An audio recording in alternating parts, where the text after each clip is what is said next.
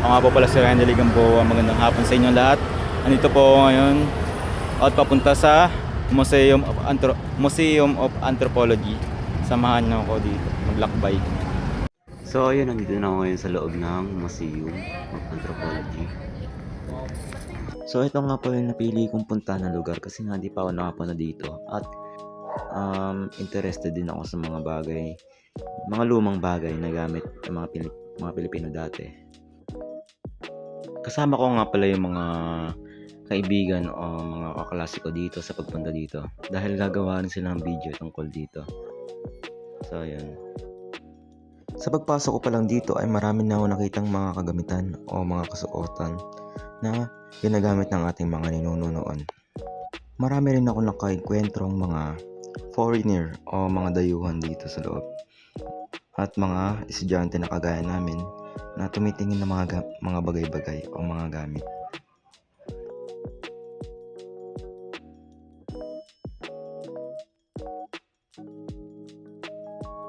Napakaganda at tahimik na lugar na ito. Nakakagaan din ito ng pakiramdam. Habang tumitingin ako ng mga kagamitan dito, bigla ako napapaisip kung paano ba namumuhay yung mga Pilipino noon. Kung paano nila ginagamit yun, yung mga gamit na nakalagay dito. Habang pinagmamastan ko ang mga ito, bigla ako napapaisip kung gaano kahalaga sa kanila ang mga gamit na ito at kung paano nila ginawa ito nang walang gamit na teknolohiya. Mayroon din akong nakita ng mga tradisyonal na kasuotan at alahas na gawa sa iba't ibang materyales. Ipinapakita nito kung gaano kalikhain at kasipag ang ating mga ninuno sa paggawa ng kanilang mga gamit.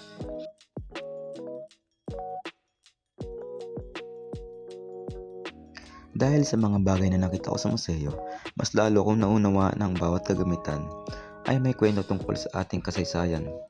Hindi lamang sila simpleng lumang bagay, kundi bahagi sila ng pagkakakilanlan ng ating bansa at nagpapakita kung paano namumuhay ang ating mga ninunuan. Sa pamamagitan ng mga ito, mas naiintindihan natin kung paano nagsimula at umunlad ang ating kultura o tradisyon. Napagtanto ko rin na mahalagang pangalagaan at ingatan natin ang mga ganitong bagay upang hindi makalimutan ng mga sumusunod na henerasyon ang ating pinagmulan. Ang pagbisita sa museo ay nagbibigay sa akin ng mas malalim na kaalaman at malaking respeto sa ating kasaysayan. At napapaisip ako na bilang kabataan ay may responsibilidad din akong pangalagaan at ipagmalaki ang kultura ng mga Pilipino.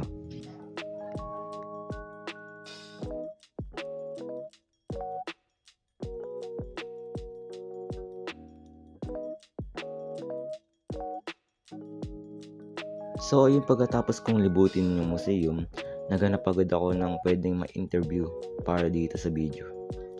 At bago ako sila interviewin, tinatanong ko muna kung kanila kung pwede na may video at kung okay lang sa nila yun. So ito. So ano po yung pangalan? Hindi. May mga tanong po ako dito sa inyo. Yung una po is, anong pinaka hindi mo malilimutan sa lugar niyo? Ay, mga antique na gagawin. Pangalawa po is, ano po yung natutunan sa pagpunta dito?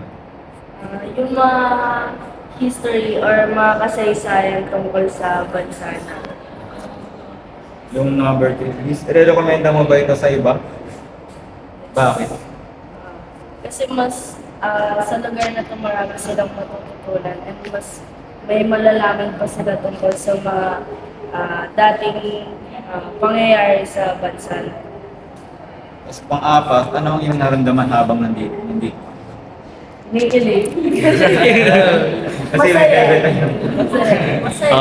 Okay. So, Okay. okay na po. Okay. Then guys, nakahanap rin ko ng bagong interviewer na. Dito ko nga pala to. Dito, Bobby. Pwede ka nga interview to? Sige, para sa ba yun? Sa school ko eh. Kung sa tao hindi pa nakapunta sa Museum of Anthropology. Okay lang? Okay lang. Nakapunta din. Apat na katanong na para sa iyo.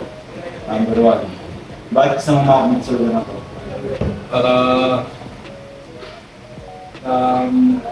makita yung mga paggamitan para sa paggawa ng banig ng unang panahon dito sa Pilipinas. Malawa. Anong inaasahan ng mga nasa loob?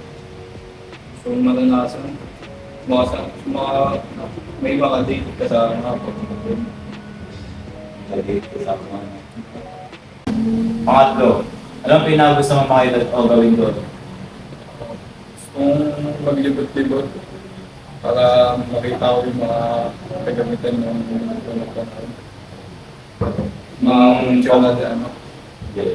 Yung panghuli, ano sa tingin mo ang natutunan mo kapag pumunta ka doon?